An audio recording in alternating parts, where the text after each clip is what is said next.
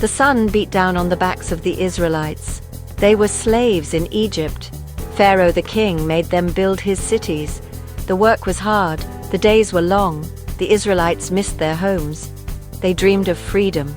Every day they carried heavy stones. They mixed mortar under the hot sun. They built giant statues and temples for Pharaoh. Their masters were cruel. Life was hard, but the Israelites held on to hope. They whispered stories of their ancestors. They remembered God's promise of a land flowing with milk and honey. They sang songs of freedom. They prayed for a better day. One day, a baby boy was born. His mother was Jochebed. He was a special baby. Jochebed knew this.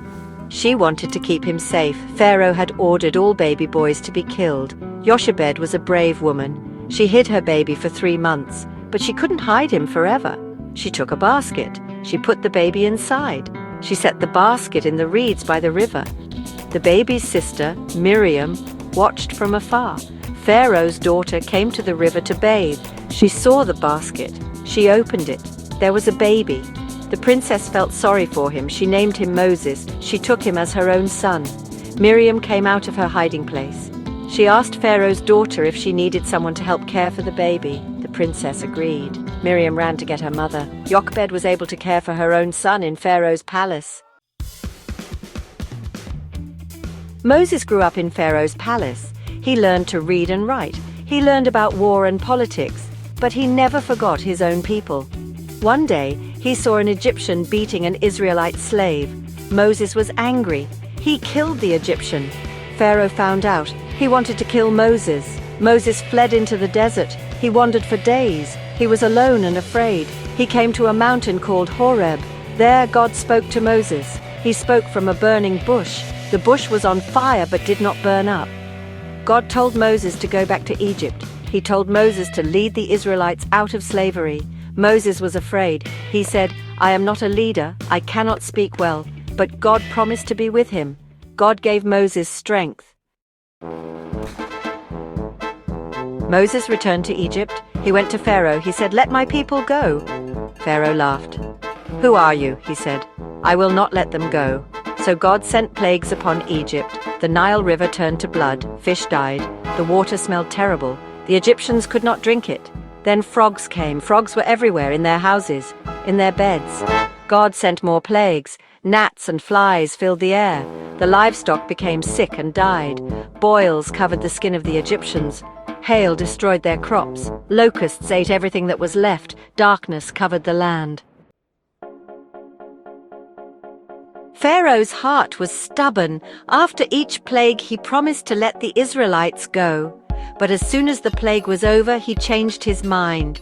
He would not let the Israelites go. Finally, God sent the worst plague of all. He sent the angel of death. The angel of death would kill all the firstborn sons in Egypt. God told Moses to tell the Israelites to mark their doorposts with lamb's blood. The angel of death would pass over their houses. That night there was great wailing in Egypt. The angel of death had come. He took the lives of all the firstborn sons. Only the houses of the Israelites were spared. Pharaoh was heartbroken. His own son was dead. Finally, he had enough. "Go! Get out of my land!" The Israelites left Egypt in a hurry. They left their homes. They left their belongings. They took only their clothes and some food. They followed Moses into the desert. They traveled for many days. They ate the bread they had brought with them. They drank water from springs they found along the way. They were free, but they were also afraid. They didn't know where they were going. Pharaoh had a change of heart. He regretted letting the Israelites go. He wanted his slaves back. He took his army and chased after them.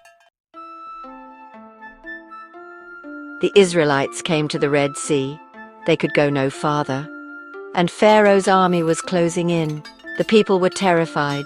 They cried out to Moses, "What have you done to us? Was it not better for us to serve the Egyptians than to die in the desert?"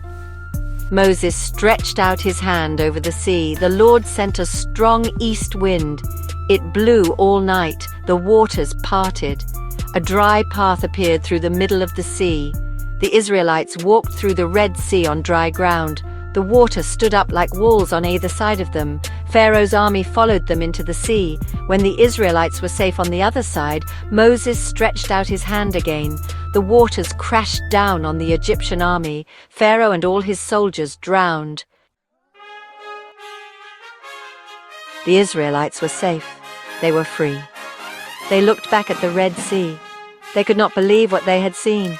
They sang songs of praise to God. They danced for joy. They were free at last. They were free from their cruel masters. They were free from the hard work. They were free to worship their God. They knew that God was with them. But their journey was not over. They were in the desert. It was a dangerous place. There was no food. There was no water. They were afraid. They complained to Moses. Moses reminded them that God was with them. He would take care of them. God led them to an oasis. He gave them food from heaven. He brought water from a rock. He was taking care of them. He was leading them to the promised land. The Israelites traveled for many years in the desert. They faced many dangers, but God was always with them. He protected them. He provided for them. He led them to the land He had promised to their ancestors, a land flowing with milk and honey, a land of freedom, a land they could finally call their own.